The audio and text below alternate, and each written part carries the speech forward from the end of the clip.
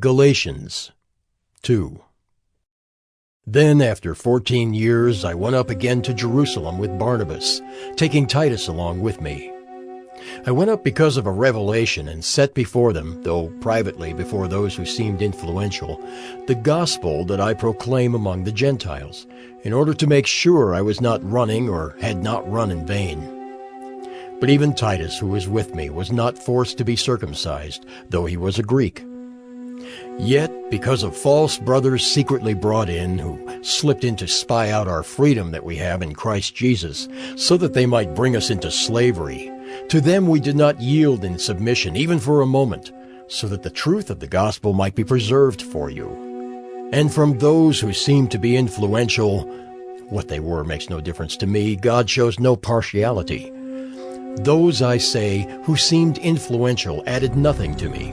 On the contrary, when they saw that I had been entrusted with the gospel to the uncircumcised, just as Peter had been entrusted with the gospel to the circumcised, for he who worked through Peter for his apostolic ministry to the circumcised, worked also through me for mine to the Gentiles.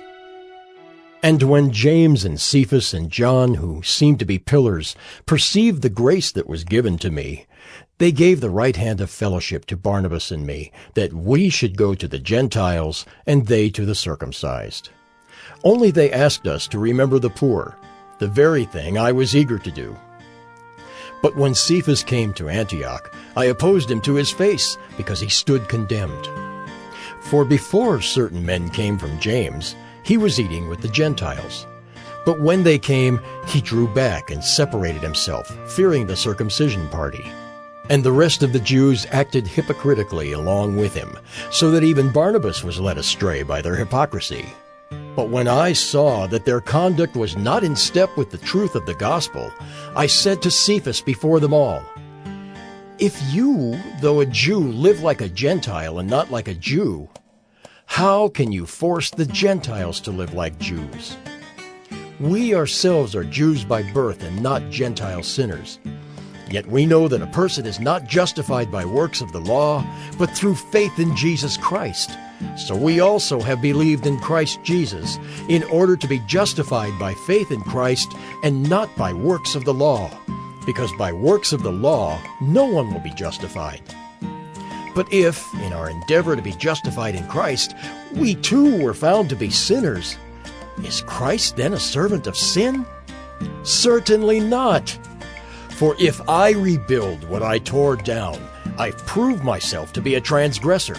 For through the law I died to the law, so that I might live to God. I have been crucified with Christ. It is no longer I who live, but Christ who lives in me.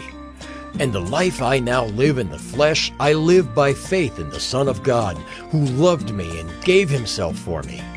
I do not nullify the grace of God, for if righteousness were through the law, then Christ died for no purpose.